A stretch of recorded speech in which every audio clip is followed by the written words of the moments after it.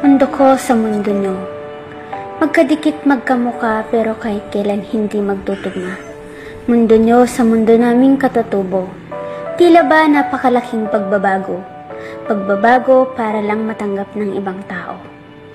Pinilit kong sumabay sa agos ng mundo. Ginawa ang lahat para matanggap ng ibang tao. Nakipagsabayan sa kung ano ang kaya nyo. Papatunayan ang sarili para hindi nyo masabing, eto lang ako. Oo, kulot ang buhok ko, kayo manggi ang balat ko, at hindi ako katangkaran katulad nyo.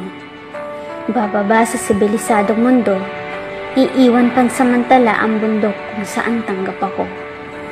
Baluga, baluga, baluga, kutya sa amin ng maraming tao. Mga salitang tumatak sa akin simula pagbaba ko. Pangungutya ng ibang tao dahil ba sa panlabas na anyo ko o dahil sa hindi lang sila sanay makakita ng kulot na tulad ko. Oo, magkaiba tayo ng inaapakang mundo. Iba ang estado at itsura mo. Maputi ka at kayo manggi naman ako. Marahil sa aki lupa at putik at siya'y sementado. Dito sa mundo, basihan talaga ang anyo ng tao. Kaya siguro napakababa ng tingin ko sa sarili ko. Dahil kahit anong galing ko kung kulot ako, mababa pa rin ang tingin ng maraming tao. Pero ito ba ay may pagbabago? Hindi siguro. Hindi sa parang ako mismo nagkulangan ng tiwala sa sarili ko.